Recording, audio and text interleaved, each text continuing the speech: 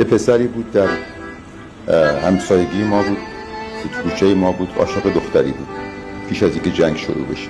به بهانه یه رفاقت با من می آمد، کنار من میشستم و منتظر اون گذرگاهی بود که اون دختر قرار بود از اونجا رد بشه بره و بیاد. و یه روز نیومد، 2 روز نیومد. 3 روز به مادرش گفتم کجا رفته؟ گفتش که رفته جبهه. عجب، با این دلبستگی که به این داشت جنگ و ترجیح داد. جنگم تازه شروع شده بود.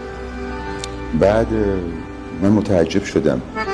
1 سال گذشت، گفتن کشته شده، جنازش هم بین عراق و ایران مونده. من رفته بودم جبهه، 17 سالم شد، رفتم، ما رو رسوندن به یه نقطه‌ای، گفتن یه ماشین میاد چند تا جنازه میاره، شما با اون ماشین برید خط.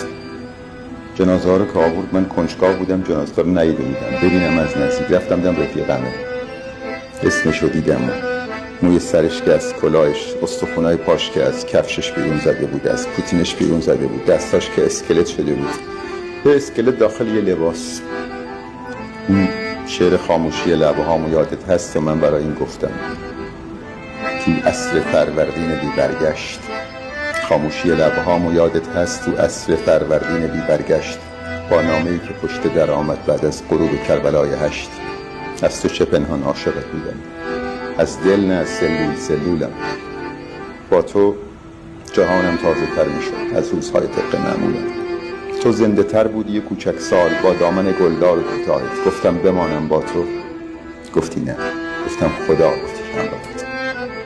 گفتی برو، این کوچه ها فردا شب پرسه های روزگار ماست. دشمن رسیده تا لب اروند، فردا همین ساعت قرار ماست. عشق من و این خاکم راهت. خندیدم و دل کندم از دنیا. رفتم که برگردم به آغوشت، رفتم که برگردم به رویاها. خون رفت، آتش رفت، من ماندم بی قلب عاشق زیر خاک سرد. عشق تو قطره قطره بیرون زد از چشمهای عاشقم با درد.